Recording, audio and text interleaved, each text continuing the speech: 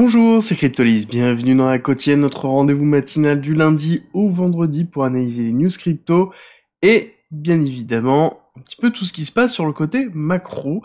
J'espère que vous allez bien en ce lundi 19 décembre 2022. Alors plusieurs choses à vous dire, on va commencer par l'essentiel, c'est qu'il y aura certainement moins de vidéos cette semaine et le début de la semaine prochaine parce que tout simplement je ne suis pas dans un setup habituel pour pouvoir vous faire des vidéos, donc des fois vous allez voir peut-être que le son risque de ne pas être identique, mais c'est normal, et du coup voilà, vous aurez peut-être, c'est pas encore acté, un petit peu moins de vidéos que d'habitude, mais vous aurez toujours la quotidienne, ça je peux vous l'assurer. Avant de commencer, comme d'habitude, si vous voulez soutenir la chaîne, c'est très simple, on like et on partage cette vidéo, ça aide beaucoup au référencement, et abonnez-vous si ce n'est pas déjà fait. On commence tout de suite les nouvelles avec des choses qui sont somme toute assez intéressant parce que nous avons déjà le calendrier économique pour vous donner un petit peu d'idées. Il faut bien comprendre que cette semaine, il ne va pas se passer grand chose, il y a assez peu de liquidités, côté Wall Street, tout le monde est parti en vacances, ou en tout cas s'apprête à le faire, et on le voit bien dans le calendrier économique quand on regarde ce qui a le plus d'impact.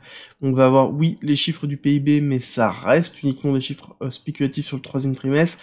On a des chiffres annuels avec une première perspective, mais ça reste quand même assez faible habituellement. On pourra avoir ensuite le PCE Core qui risque d'arriver sur vendredi 23 décembre, mais encore une fois, vendredi 23 décembre, on risque d'avoir une clôture hebdomadaire qui va se passer avec très peu, vraiment très peu, de volume. Donc c'est peut-être le problème de cette fin d'année, c'est que même si les chiffres sont positifs, on n'aura pas forcément le volume nécessaire pour pouvoir déclencher un mouvement. Ensuite, nous avons la nouvelle, chose qui a commencé déjà vendredi, j'en ai pas parlé, parce que j'attendais que ça se termine, ça a pris un petit peu de temps pour avoir toutes les informations.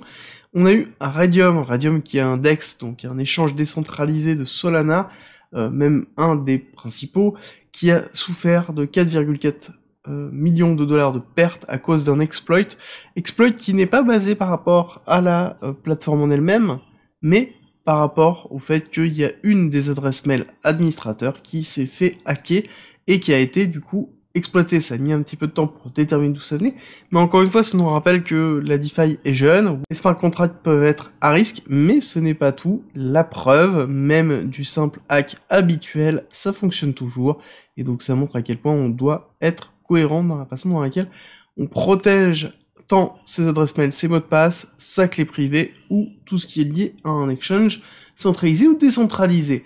On continue les nouvelles avec Yuga Labs. Alors Yuga Labs qui est quand même dans le mal depuis déjà un certain temps, avec un certain nombre de procès sur lesquels ils sont accusés de pas mal de choses, notamment d'escroquerie.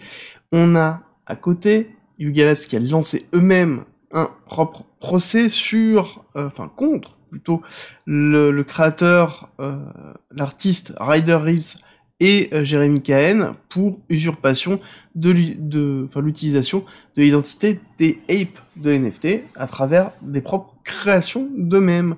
Et forcément, ça plaît pas beaucoup et c'est même considéré comme de la contrefaçon.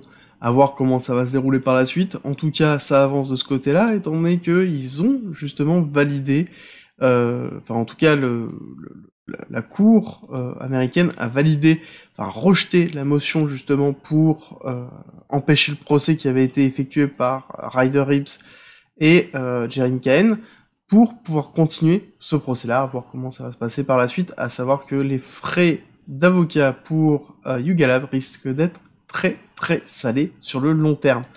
On continue les nouvelles avec l'exchange Bitvavo, qui est un exchange qui ne pourrait pas accéder à 297 millions de dollars qui seraient bloqués chez Genesis Global Capital.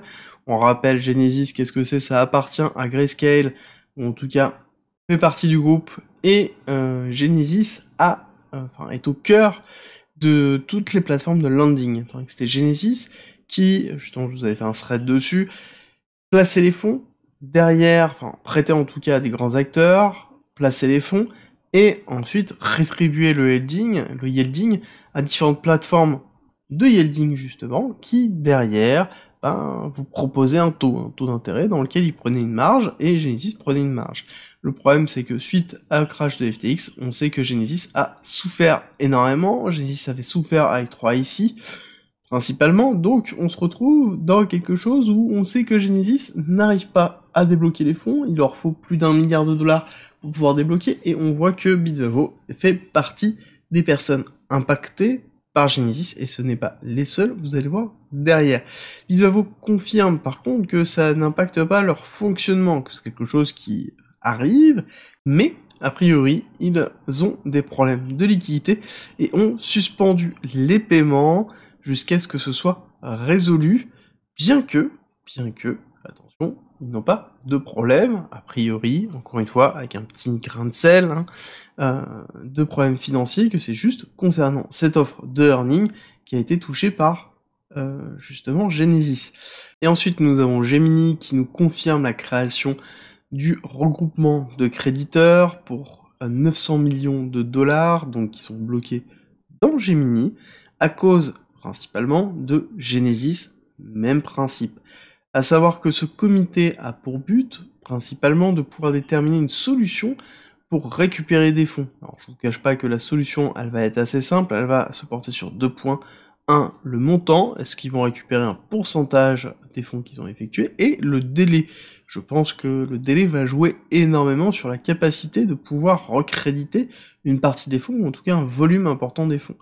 A priori, c'est en cours, la discussion est directement dirigée par Julian Lokey, qui est justement un service spécialisé dans la partie finance et qui appartient aussi à une banque exprès pour pouvoir potentiellement faire des éclatements.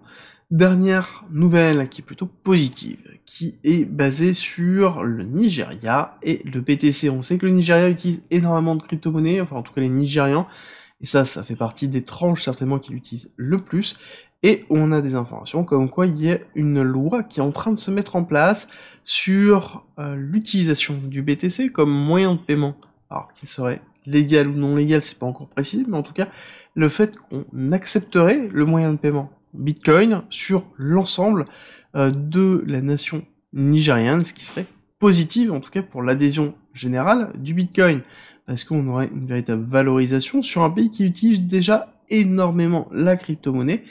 On serait bien sur la continuité de la mass adoption qui se passe par 2 biais. 1, l'utilisation du moyen de paiement, chose que l'on voit avec Bitcoin, et 2, les use cases que l'on voit plus avec Ethereum, Solana, Avax, Polygon, choses qui sont en train de se développer aussi avec l'arrivée de certaines entreprises et l'utilisation de la blockchain dans les utilisations de ces entreprises-là. À vous de me dire ce que vous en pensez sur, justement, cette partie d'adhésion. Est-ce que pour vous, la mass adhesion va se passer par les use cases, donc l'utilisation de la blockchain dans l'utilisation de tous les jours, ou par le fait que le Bitcoin et les crypto-monnaies vont devenir des moyens de paiement légaux? À vous de me dire ce que vous en pensez. Je vous prépare l'analyse technique tout de suite, donc ne la loupez pas, c'est après cette vidéo. Avant de se quitter, je vous rappelle que le Discord est en commentaire, c'est gratuit, et c'est un lieu de partage et d'échange autour de la crypto-monnaie, de la blockchain, du trading et de l'investissement. N'hésitez pas à rejoindre justement notre communauté de passionnés, et pour tous ceux qui veulent soutenir la chaîne et le Discord, on a mis en place un premium avec plus de contenu, avec plein de choses, comme par exemple 100 vidéos, 300 pages de formation et de guides structurés autour d'un parcours pédagogique. On y en rajoute toutes les semaines, donc ça grossit toutes les semaines. Vous y retrouverez aussi des stratégies de trading, des stratégies d'investissement, des analyses, des lives hebdomadaires, des briefs quotidiens que j'effectue sur le marché, plein de choses, plein de contenu. N'hésitez pas à nous rejoindre et je vous mets une petite vidéo en haut à droite pour les curieux. Je vous dis à tout de suite.